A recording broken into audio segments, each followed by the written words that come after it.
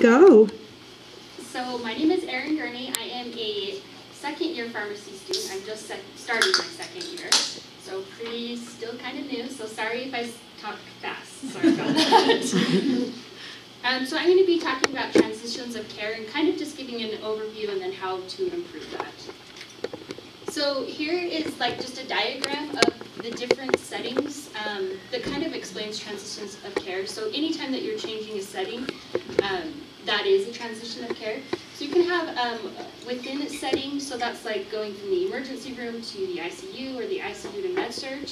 You can do between settings, and that's going from like your hospital to your primary care physician. And you can do across health states, which would be like a hospital to your palliative care. So why is transitions of care important?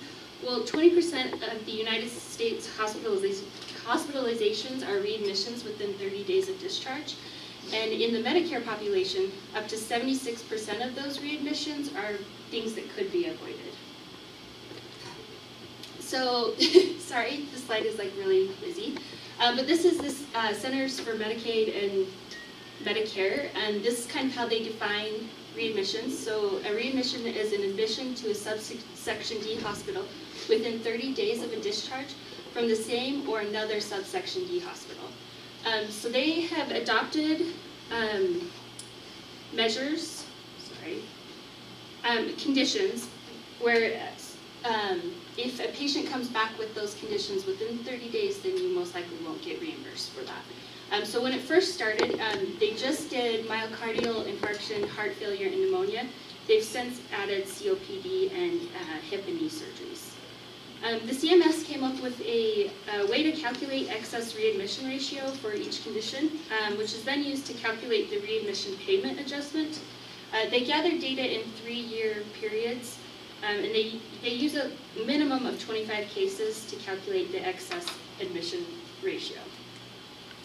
So in this chart, you can see that the green line, so that's the hospital. Our overall readmission ratio is 0.9. So if a hospital's excess readmission ratio for a condition is less than or equal to 1, then there are no aggregate payments for excess readmissions. So that's actually pretty good. We're doing good. There are a few that go over, so excess readmission for heart failure and for hip and knee surgeries.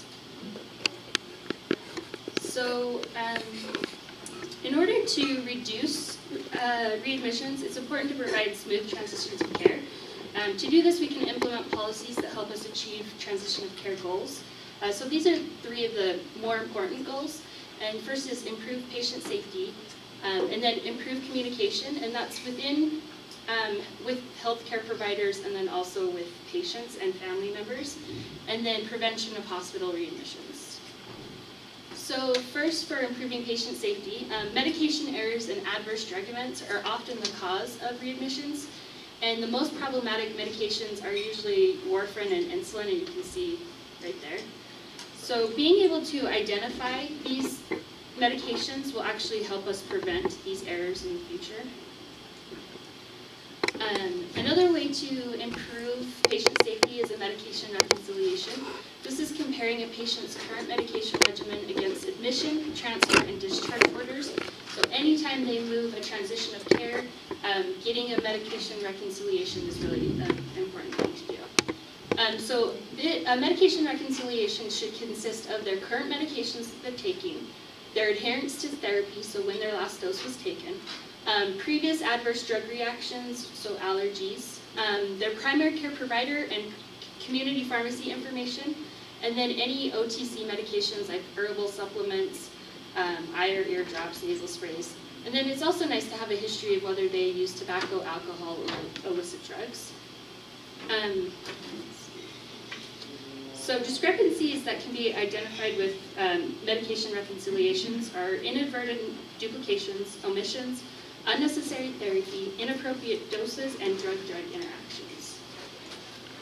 So this is a medication card from the University of Utah. It's really nice. The patient can fill out their demographics, their primary care physician, their pharmacy information, their allergies, health problems, and then every medication that they take, how they take it and when they take it, when they started taking it, and when they've stopped taking it. This is actually really nice because it can just be folded up and placed in your wallet so that you have it every time you go to the hospital, you have it every time that you go to your doctor's office or your pharmacy. Also, EMS services, so paramedics and EMTs are also trained to look for these because that's super helpful for them as well. So the next goal is improving communication. And in interprofessional communication and collaboration,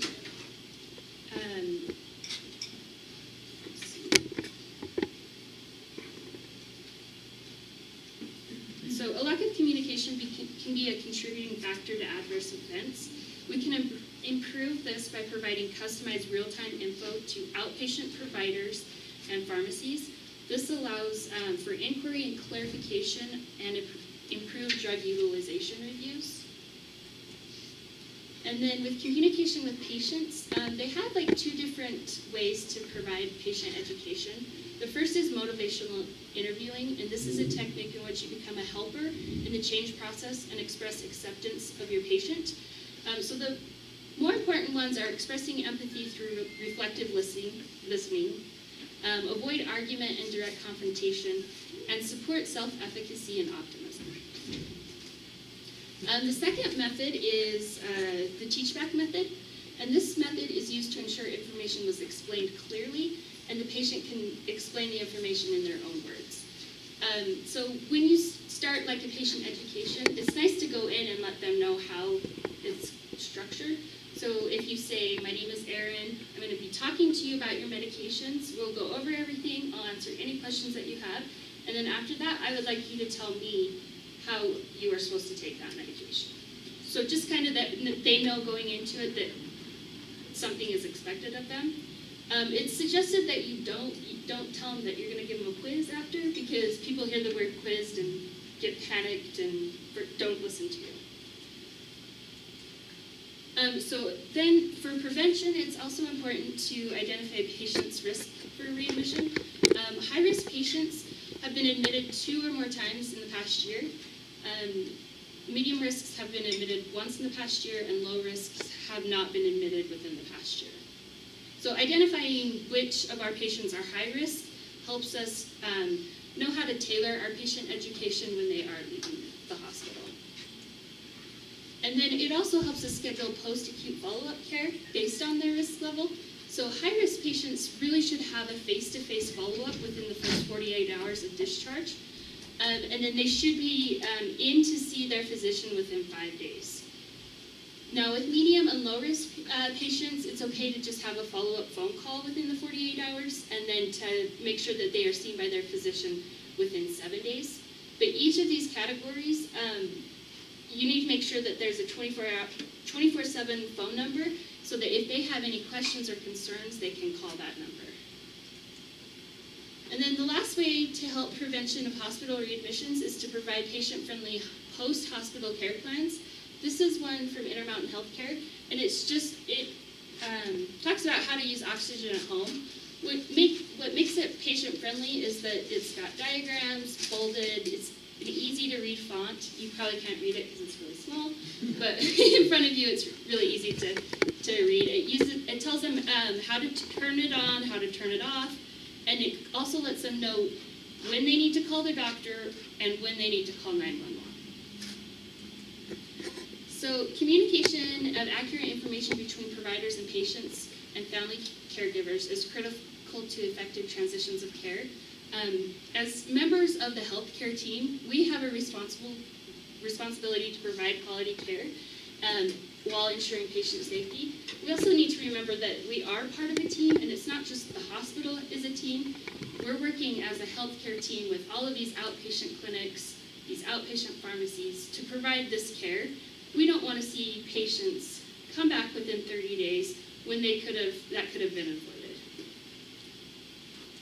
So, any questions?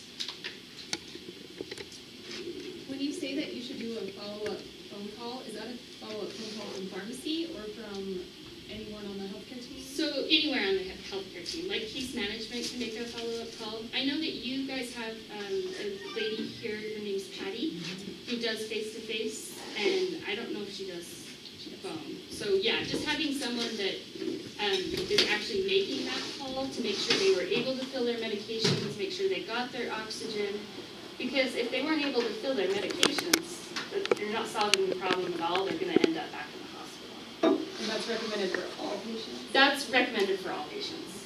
Yeah. So my daughter went in for nose surgery. She's a low-risk patient, except for that she can't keep her nose out of trouble apparently. But the place we went to, Salt Lake Regional, gave her a follow-up phone call within a day just to check on her pain level. Ostensibly, yeah, it was awesome. She almost didn't pick up the phone. Oh my goodness. Exactly. Sorry, go ahead, Christy. And that was from the surgeon or the hospital? It was just the hospital, and I didn't get a chance to hear who she was talking to because she took the call in the other room. And she's like, oh, that was cool. The hospital just called to see how I was doing. Well, who did you talk to? I don't know. Some guy. Yeah, somebody called. Erin, so over the years, I've always kind of assumed, just because being around patients all the time, that most of the reason, or much of the reason they were here within 30 days was because of adverse drug reactions or not understanding their meds or something medication related. Mm-hmm. You may have said this, but is there a number on that? Did you find out what percentage were from medication errors? Or there is a errors? number out there, but I didn't include it in my stuff. She can I can get it. Yeah, I can definitely get it. She'll get it. That'll be great. Yeah. Just because one of the things I'm thinking eventually would be the pharmacy med rec tech in the clinic somehow. Right. So It's huge. I'm just trying to, if I can get numbers. I could do it. Yeah, that's right. I'll just never be anywhere. I'll be That's everywhere. That would be fun. I do know, just on that same point, we were having at the University of Utah while I was there, we were having a lot of difficulty through the surgery clinics getting the correct medications on board. Our surgery clinic, I think, does a really good job. But it was just such a struggle, and come to find out, they just had such high turnover in there, they couldn't quite train everybody. And so at that point in time, we actually farmed out a couple of pharmacy interns to do their intake phone calls on the medication side to kind of clean that up. And there are several clinics over at the University of Utah that have a pharmacist or a pharmacy tech embedded in that clinic that helps with medication reconciliation as well as some of the things.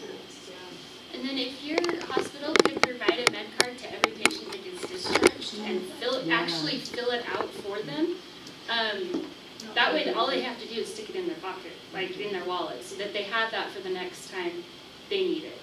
So we were able to do that for a long time with the Sweetwater Care Transitions. Yeah. But I need to ask, so Kevin will be here tomorrow. There's something about a budget for that, and I don't know if we have to buy them now, because I've been getting them for free. I understood from Greer that we do, because what Kevin provided us was on a grant. And so the one-time workup for all that, we have what's called a file of life, and there's a little plastic magnetized thing that can fit on your refrigerator, and there's cards fit inside it. But as they were running out, and I understood that we were going to have to budget. So Greer did get more right pretty much in the month before she left. So I don't know, Renee, if Patty has them and she can give you some. Well, and here's our other dilemmas. I don't have students every single month. So when I do have a student, they can help with that discharge process. But if we don't, that kind of either falls in the bucket or we can look to see if somebody else can pick it up. But it's time consuming, right? Yes, it is. Somebody's got freaking 20 meds and you're like, write them all down. And then they have to take it to their primary caregiver and get it updated. And I think that's a barrier too. Please take this We with you. still get ones that are old. Right. I had one that the last date on it was 1989. Awesome. Oh, At least they've been carrying it I'm around for pretty sure 19 some years. Yeah, exactly. don't exist anymore. You got the carrying it around puppy. Yes, One step at a time, Right. PSA, right? We got the Right. first Yes, step they there. missed the update step, but yeah, they had it with them. She's like, oh, here you go. And she goes to unfold, and I'm like, it's going to break. Good to see. Yeah, and it was written in pencil, so. And then I don't know if you have your own webpage for patients, but the University of Utah and Intermountain Healthcare, they both have like a main site that has this information, so the patient can actually print it out.